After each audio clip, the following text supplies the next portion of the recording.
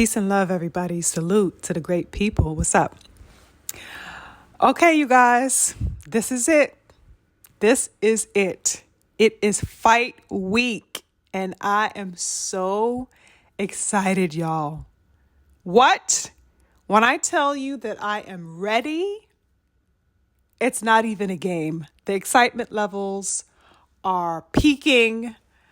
I'm like giddy, scrolling through my social media and looking online at YouTube and just pacing myself and getting myself ready for what is about to go down this Saturday, you guys. Tank Davis versus Frank the Ghost Martin. What?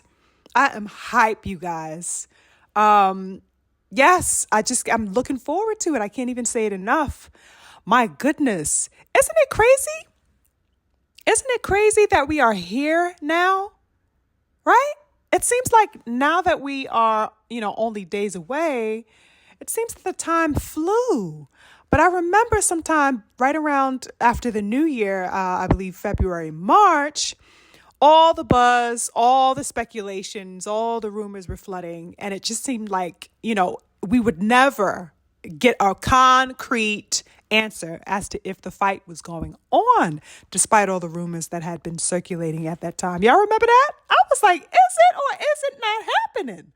Okay. Rumors were just flooding everywhere. Is it real? Is it not real? Questions and prodding and wondering. And it was just a mess at those times. And now that everything has been culminated up until this moment, it's a little bit surreal for me as a fight fan because these two men are among my favorite fighters in all of boxing.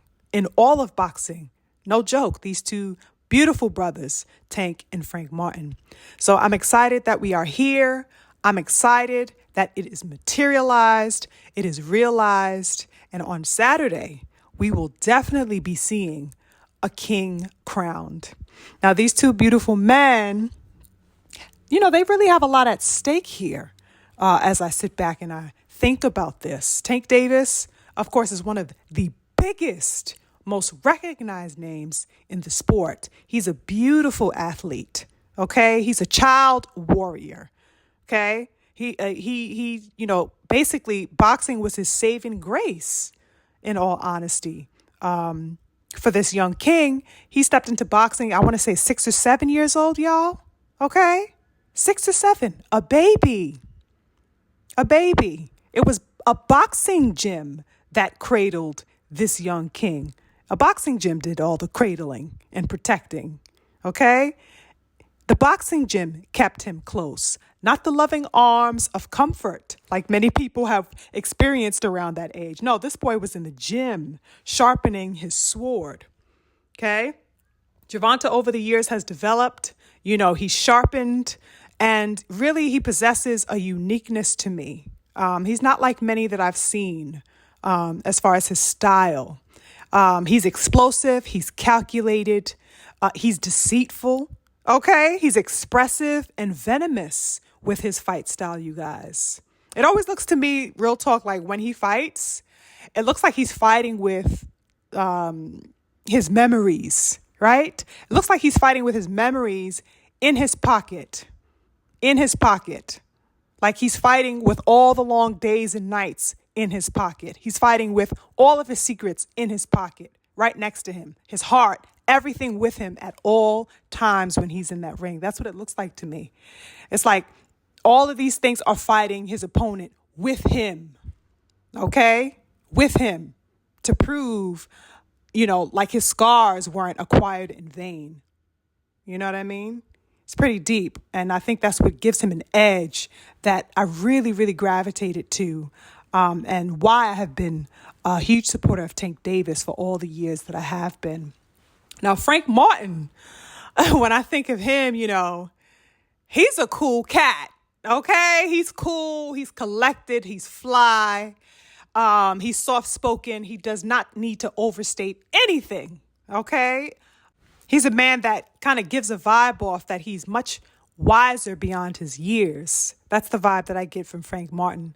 I love his style. I love his mystery. He's very mysterious. You don't really see too much because he doesn't give off any unnecessary information. I think that's a part of what makes him dangerous as a fighter, in my opinion. Frank wasn't in a gym as a young boy, as a young pup coming up the way Davis was. He did, however, have a natural gift of athleticism. Okay. His wrestling, he said he was into football and pretty much a whole, sort of sports. And it seemed that anything he touched responded aptly to him. He just had a natural God-given ability. If I'm not mistaken, it wasn't until he was about 16 or 17 years old that he found boxing. Or should I say, boxing found him, because that seems to be the way that it goes. Boxing found him. And when it did not let go, right? So once again, the natural sportsman in him made a way through boxing. Okay. Boxing allowed him to create a smooth, pliant road for himself to carve his name in. And he did that until his name began to creep into the boxing world's radar, almost like a ghost, funny enough, right? Seems that Frank Martin came virtually out of nowhere. Frank's style to me is agile. He's very quick on his feet, but at the same time, he is able to plant and take root when necessary. He likes to throw his punches heavily. He is heavy-handed. He is ill-intentioned, and his precision is what any opponent should not take lightly. That's what I think about Frank Martin. What is this boxing match going to bring you guys? Like, even in saying all of this stuff and thinking about it, over the past few weeks, I see what the abilities of each of them can be when they display that and share that with each other come fight night. But what the fight will actually materialize into, I cannot say. I honestly can't make a sound call. In one way, obviously, all of the deck is in favor of Tank Davis. Okay, we know him. We've seen his work on massive stages. We've seen him Teflon strong, unyielding, adaptable, and victorious each and every time, right? He is without question the favorite going into this fight, of course. Cue in face of boxing, right? And, he's well at home with that. He knows who he is. He knows what he is there to do. He knows what he can deliver also. This is not new to him. But, in looking at that, I still have questions, you guys. There's still questions for me. One of them is, how is he going to show up, Tank Davis, after a 14-month layoff, you guys? That's a big question there. Okay. His last fight, of course, was against Ryan billionth of a gram Garcia, and that was last April. He has not fought since then. Okay. This is a significant factor, you guys. Will he be, needing a little bit more time to find his rhythm and his groove in the ring come fight night because he has been, out of the ring for so long? Is he going to be able to prevail in his first fight back in such a long time? Is he going to be able to prevail against the likes of Frank Martin, who is his best opponent yet? That's a good question. So it seems to me that Tank is kind of on his EJ shit. No tune-ups. I like this, Gervonta Tank Davis, and I hope that this mentality stays put because I would like to see him no longer take soft touches, no longer take, sideline opponents. I want to see him in there with the best of his warrior brothers. I want to see him in there, solidifying his name among the elite around him. I like this, this approach that he has, that he's coming off a layoff and he decided to get Frank in the ring with him. I'm digging that. I have to give credit where it's due. He's been doing a lot of motherfucking sideways shit for me, Tank Davis. But I'm feeling this, and I have to give my respect where it's due. even though he's been on some bullshit, the past several months. But the king is showing up, and I really appreciate that as his supporter, and I appreciate that most of all as a boxing fan who wants to see the elite among the elite. So I think that's fabulous. Questions also arise, concerning Frank too, very similar to, some questions that I have about Tank. It's like, what is Frank, going to be doing? Because he's also coming off of a layoff.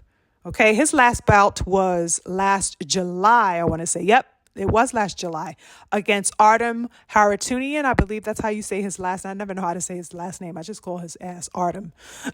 But, we know Artem because Shakur Stevenson is facing that gentleman next month in July. So, yeah, that was Frank's last fight last July, which makes Saturday's fight his first fight in 11 months. Okay.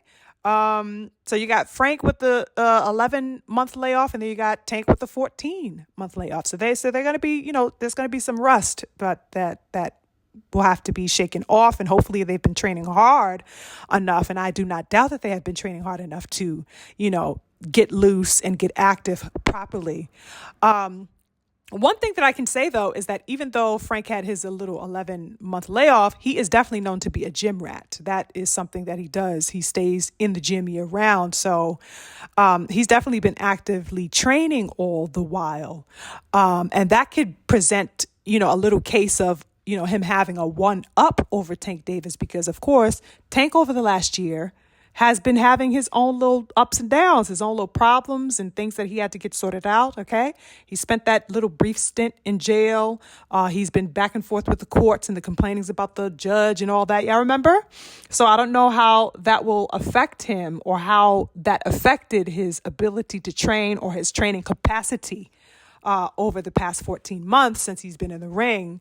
But it's definitely going to be interesting to see how these two dynamics play up concerning, their history over the past year and what they have been doing or not doing prior to entering the ring since their last bouts.